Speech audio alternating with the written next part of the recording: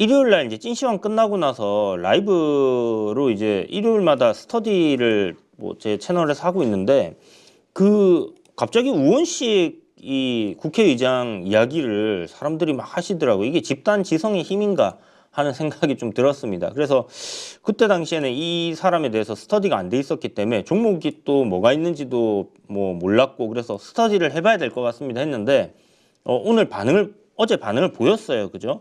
그래서 이런 종목들을 가지고 이제 뭐 상한가가 나왔기 때문에 뭐 어떻게 요리를 해야 될까에 대한 고민들을 좀 해봐야 될 것 같은데 어저께 정치 관련 종목들 많이 밀렸잖아요. 많이 밀렸고 뭐 저기 정책 관련주들 좀 강세 오전에 보이다가 전반적으로 조금 약조정 보이면서 이제 마무리를 했습니다. 그래서 그런 거 생각했을 때 요게 이제 뭐 오늘 또 반등을 보여주는 흐름들이 나올 수도 있을 거고요. 아니면 뭐 아침에 시가 띄웠다가 또 조정 나오는 그림이 될 수도 있어요. 그런데 일단은 지금 우리가 뭐 편안하게 뭐 모아가지고 좀 쭉 끌고 가기에는 이미 이 관련 종목들이 많이 올라왔단 말이죠. 특히 이제 인기 정치인들 뭐 이재명 대표 같은 경우는 시세 많이 나왔고 지금 반납도 많이 했어요. 그래서 이런 구간에서 다시 한번 방향을 돌리는 그런 그림이 될지를 좀 지켜보면서 저점 매수, 그러니까 지금 경고 투자주의 이런 거 붙어 있는 게 해제가 되려면 보통 한 10거래일 정도는 이 주가가 더 이상 기준 걸린 날보다 올라가면 안 되거든요. 그러면 조정 주다가 반등을 주는지 한번 보면 되고, 제가 이제 계속 이야기를 드렸던 이게 이제 상대적으로 좀 덜 올랐었잖아요. 시세가 이렇게 터진 게 아니었으니까 매매하기도 편했고, 또 어떤 정치적인 그 사법 리스크 이런 것들을 피한다라고 봤을 때 일단 야권 쪽에서는 뭐 인물들 몇 안 되니까 뭐 그 중에서 한 분이 되지 않겠나 해서 요거 그냥 이야기를 좀 드렸던 부분인데요. 어저께 이제 개파락 출발했습니다. 그죠? 개파락 출발하고 보시면 이 거래 대금이 크게 터진 이 저점 자리 여기죠. 그 다음에 그 전날에 이제 음봉으로 이렇게 전고점 앞두고 쉬었던 그런 구간인데, 요런 저점단, 여기도 저점이었고 여기도 저점이었잖아요. 요 저점단에서 지금 이렇게 지켜내는, 그리고 9,000원이라는 라운드 피겨가 있었어요. 그죠? 그러니까 요런 구간에서의 일단 아래 꼬리를 달고 마감을 했는데 시간을 보니까 좀 올랐더라고요. 그래서 이게 오늘 보시면 5일선을 타고 가다가 5일선 아래로 이렇게 음봉이 떨어졌는데 거래 대금이 없습니다. 그죠? 이날도 음봉인데 거래 대금이 없었어요. 그러니까 이게 여기도 음봉인데 거래 대금이 없었어요. 요 평균보다. 그러면 이런 것들은 이제 구라 음봉이 아닐까라고 우리가 의심을 해볼 수 있는 건데, 기준봉 하단 자리 이런 구간에서 저점을 만들어내는 그런 모습들을 보여줬기 때문에 이런 것들을 좀 활용을 해서 보시면 아침에 이제 만들어졌던 저점이 여기였잖아요.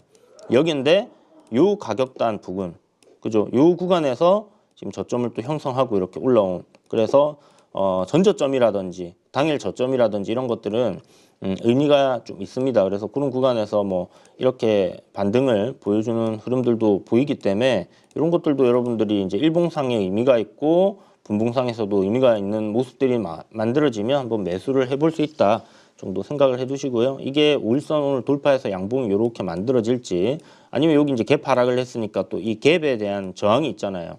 그러면 일단은 이 음봉의 시가 여기는 또 강한 저항이 될 겁니다. 단기적으로 짧게 보는 그런 방식이에요. 그래서 요 갭 상단, 하단, 중간 자리 이렇게 해서 뭐 짧게 종가 매수하셔서 오늘 반등 나올 때 팔겠다 하시는 분들은 그런 거 참고하셔가지고 좀 대응을 하시면 될 것 같고, 뭐 요 저점에서 나는 산 것 같으니까 이대로 한번 쭉 가져가 볼 거야 하면 그렇게 하셔도 좋아요. 근데 이제 비중이 중요하죠. 비중이 만약에 조금 크다 하시는 분들은 올라왔을 때 조금 정리하시고 또 뭐 그냥 가면 남은 비중 가져가는 거고, 또 중간에 이렇게 또 뭐 쌍바닥 한번 찍었다가 이렇게 갈 수도 있잖아요.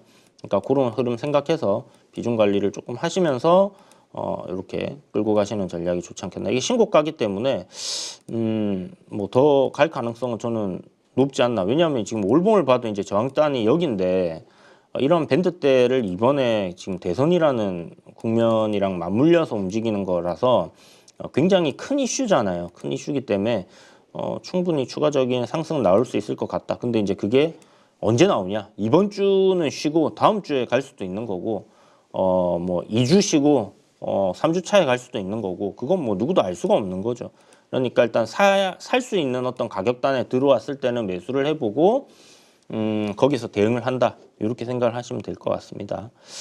자, 그래서 이제 뭐 정치 테마주, 그다음에 정책 테마주 뭐 이런 것들도 보면 이제 지역 화폐라든지 그다음에 뭐 일자리 뭐 이런 것들, 그다음에 경협주들 이런 것들도 움직임이 나왔는데, 뭐 현대 엘리베이 같은 경우에 이제 보시면 이렇게 이제 돌파한 구간이 있잖아요.